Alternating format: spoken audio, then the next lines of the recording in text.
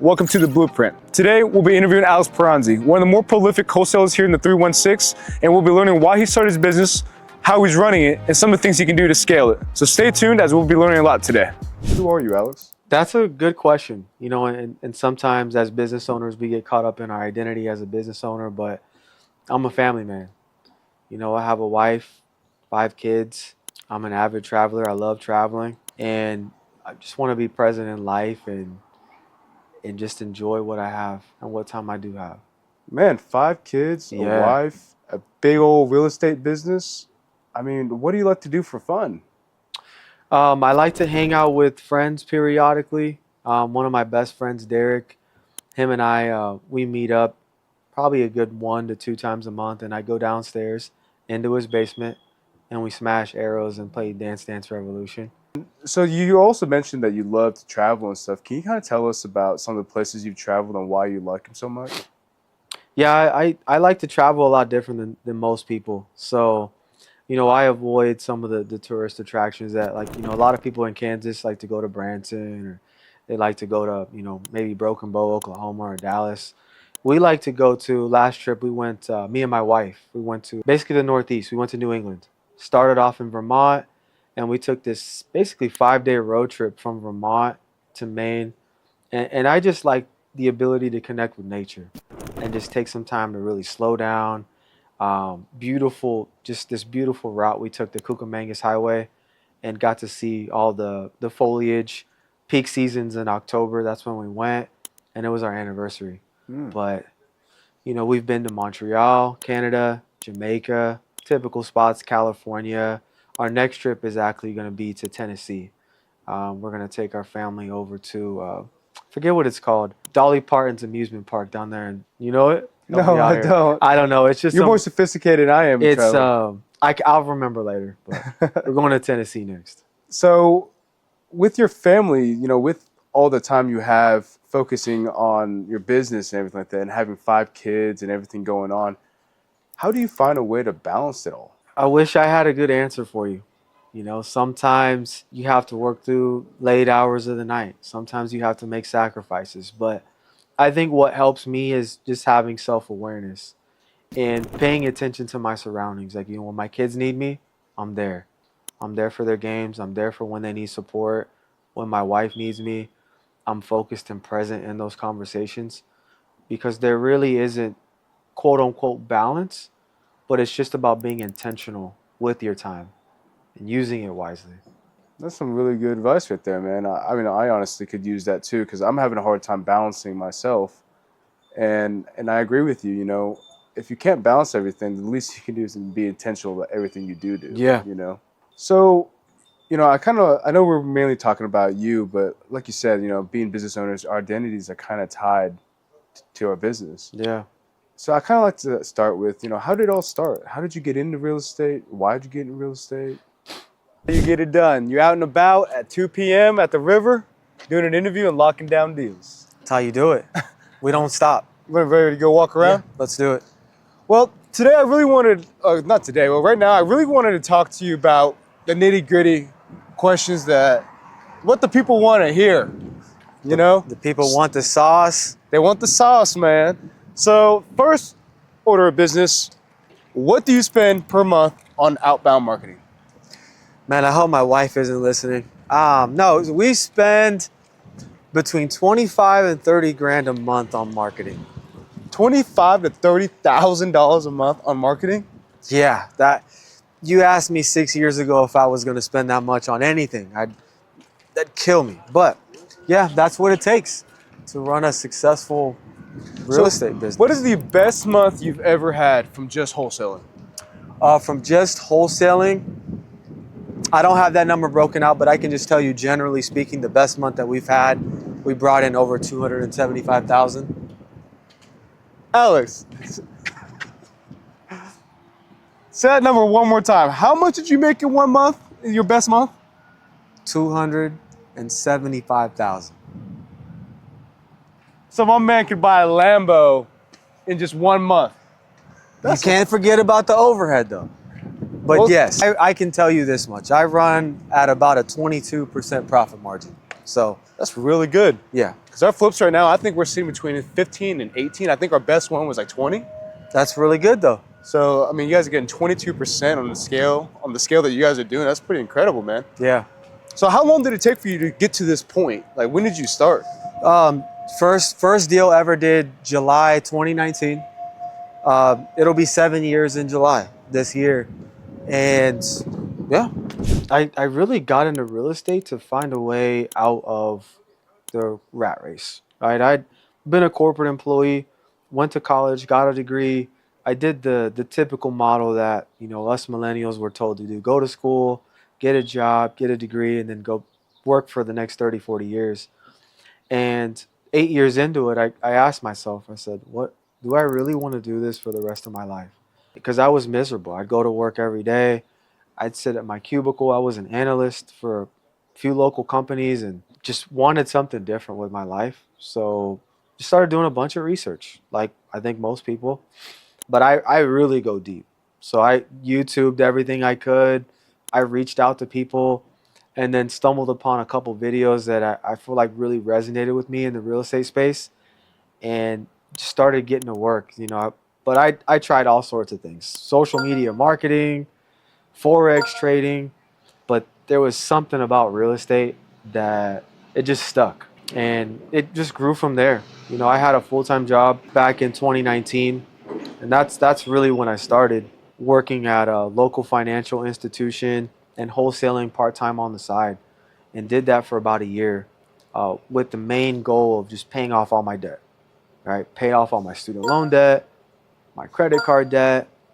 And I was able to actually do that in a short period of time. Did that within about 3 to 4 months of me starting my real estate journey.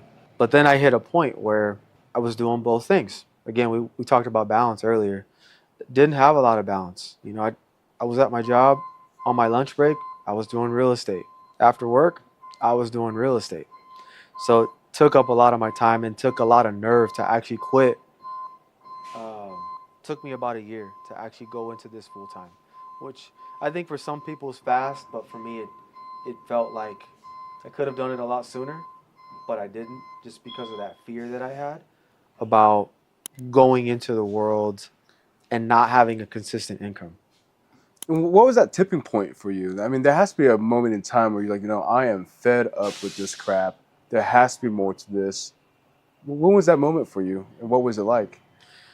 7 years in July. So what year started really like snowballing for you? Like, was it your first year? It's just kind of right out the gate it started going good, or? So the very first deal I did, we talked earlier, that's when I closed my first deal at 40,000, right? So I took that, applied it to my debt. So that was back to square one. I had no cash, no reserves, had to build back up. I really didn't start getting momentum until year 3. Really? Really. So what was the main thing from year 2 to year 3 that really like got you over that hump? I think from year 2 to year 3 is when I brought in a salesperson to come help me. And that actually bought a lot of my time back because I'm not the most skillful salesperson.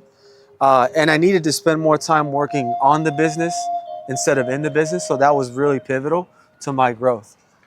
So right now, how many people do you have on your team as far as in sales? As far as in sales, so we have 2 acquisition managers, and they're running direct-to-seller appointments.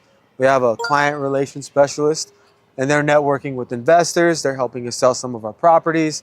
And then we have someone in-house who's our office manager as well. And she's what keeps the team together. She's the glue. She's the real MVP, huh? She is. Without her, we'd be totally lost in the sauce. So does that mean for the future, as far as scaling for you, is it just more people? Or what does scaling look like for you at this point? At this point, scaling is more control, more predictability. So installing better systems, buying my time back. Everybody gets this, I think, concept misconstrued. Scaling doesn't mean adding. Sometimes it just means simplifying and perfecting what you have. Can you give an example of one way that you scaled without adding? Yeah. So one thing I did, I have a tool within my CRM, and that allows me to buy back some of my time because it's following up with my clients for me instead of me having to do that manually. So AI works 24/7. Humans don't. We need to rest. So when I installed that in my business, I was actually able to, again, I'm on the weekend, usually answering the phones, talking to inbound leads. Now I can have the tool do that for me, and then I have more time to actually be creative in my business. I can't recall it vividly, but I remember having a conversation with my wife, and my wife told me, like, what are you doing, Alex? Like, right, we have money, we have reserves. I hit my goals, right? I saved up enough money. I had about a 6 month emergency fund. And she just asked me the question. And then I just really put it into perspective. Like, what's the worst thing that could happen, right? I have a degree. I have a job. I always have job security. I could go back and get practically any career that I wanted. But I took a chance on myself because she believed in me enough to give me the motivation to just go all in. How important was that belief that your wife had in you when you got started? uh, it was pivotal. I don't think I would have done this without her. Um, I tend to have, at least at the time, a very big scarcity mindset and just fearful about uncertainty, over analyzing, and just having somebody close to me that believed in me. It wouldn't have happened without her. And do you have another person or another person that believed in you, or another person that really was a pivotal part of your business success? Not in the beginning, yes, but specifically, there was a guy. He worked with me for so long, and I give him credit to a lot of where I'm at today. His name's Ron Brown. And Ron Brown, him and I met 2 years into me actually being in the real estate space. And he came in and he was a wrecking ball of a person. He would come in and bring so much chaos into my life, so many distractions, but he taught me a lot of valuable lessons, right? About business, persevering, hard work, dedication. And I give a lot of credit to Ron for why I am at where I'm at today. You know, why did you and Vaughn stop working together? Do you guys still work together now? So unfortunately, Ron passed away. So Ron was diagnosed with cancer, testicular cancer, and he battled through that for the entire time that I knew him. That man had cancer, and he had every excuse in the world to quit, but he didn't, and that was again one of the biggest lessons I took. But I wish he was still here. I wish we were working together, but God had other plans. That's actually, I love the way you said that. That scaling isn't always about adding; it's just making what you got going on more efficient. Yeah. Can you tell us of like a time where you have added and it really went against you? Yeah, that's a really good question. So really about, I would say 2 years ago, I got really overzealous and thought I was, everything I touched turned to gold. So I hired a bunch of sales reps. At one point I had about 4 sales reps on my team, and they were all running acquisitions. They were making offers, so on and so forth. But I spread myself so thin, I couldn't give the time to those reps to help develop them. Because the more that you add, the less time that you have to actually focus in on the details. So that actually hurt me, and that's one of the reasons I look back on that lesson and say, like I said, scaling isn't adding. Sometimes it's subtracting, perfecting, and really honing in on your skill set. That's really good advice. So what are you going to say the biggest difference between 2025 Alex to 2026 Alex as far as being a better business owner? Being more intentional, being more focused, um, maximizing what you have instead of adding. Again, some of the same concepts we talked about, but really just paying attention to the details. Sometimes you get emotional in business, and when you don't make data-driven decisions, you get lost because you're not making a factually based choice on what's in front of you. So, really good example is a lot of wholesalers struggle with lead flow. We talked about this earlier, right? So when leads are down, what's a really easy solution? Throw more marketing at the problem. Spend more money. What happens when you spend more money and you have a bad process? Leaky buckets. You start to lose opportunities because you added on a bad foundation. Man, that's some good nuggets right there, man. So as far as marketing channels go, you don't have to get into too much detail, but how many different channels do you use? And can you kind of just, you don't have to say any names, but can you kind of give us like a vague description of them? Yeah, so a big one for us, we have about 5 marketing channels right now. One of the tried and true marketing channels are postcards. I think everybody that has been in this space long enough knows the power of direct mail. And that's going to reach out to that demographic that we need, which is typically sellers in their late 50s, early 60s, aging out of owning real estate. They actually check their mail, and we get a lot of really good quality leads that way. We do a lot of online advertising, and then we have some in-house callers that help us reach out to more homeowners on a direct seller basis. If you were to pass away tomorrow, what would one bit of knowledge or mindset that you would want to make sure that all your children had before you passed away? That's a very good question.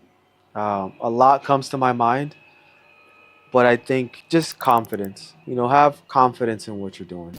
A lot of people in this world will work real hard to tear you down, to make you doubt yourself, unintentionally or intentionally. And I think if you can move through life and just trust the process and what you're doing and believe in yourself, you can put what you can accomplish what you want to. It's not going to be easy, but as long as you have that confidence to move forward, it will work out. I love that, man. Yeah. And of course, you know the series is called The Blueprint. So I Yeah. have to ask you, for somebody that has no money, no connections, and not really much knowledge, how would you approach it to get into the level of success you have now? For someone that has no money, in today's age, there's so many tools, there's so much information that you can learn whatever it is you want, whether it's with AI, Google, the education's out there. You just have to find something and align yourself with a model or in business or not that can help you generate income for yourself. So if you have no money and you're looking to get into real estate, the best place to start is going to be YouTube, local mentorship, networking events, and just align yourself with someone or something that can help you get the income that you want. Right. So for me, it was YouTube. Just taking time to just learn from people that were teaching me how to wholesale. Right. Because you really don't need any money to start wholesaling. But long term, if you really want to make it a business, you do need to start to build up capital. But it's one of the best ways to build up a cash reserve and reinvest that into something else, real estate or not. So it sounds like you really got a full machine for advertisement to make sure that every week, how many leads are you getting per week? On average, between 30 and 40 leads per week. Dude, that's not even fair, man. 30 or 40 leads a week? Yeah. Dude, just give us 1 week worth of leads and we're happy. No, I'm Consider kidding. it done. No, I'm just kidding. But man, so it sounds like as much money, I mean, obviously it has to make sense, but it sounds like in order for you to get to that next level, you got to make things more efficient. Yeah. But would you say that adding a little bit more money is going to be a big part of that? Not necessarily. Sometimes it's like what's the 1% in your business that you can do to actually move the needle? Uh-huh. And it's not always again spending more money. It's looking at conversion rates. It's looking at marketing channels and assessing their performance over a period of time. Looking at the return on investment that you get, just like you would a rental property.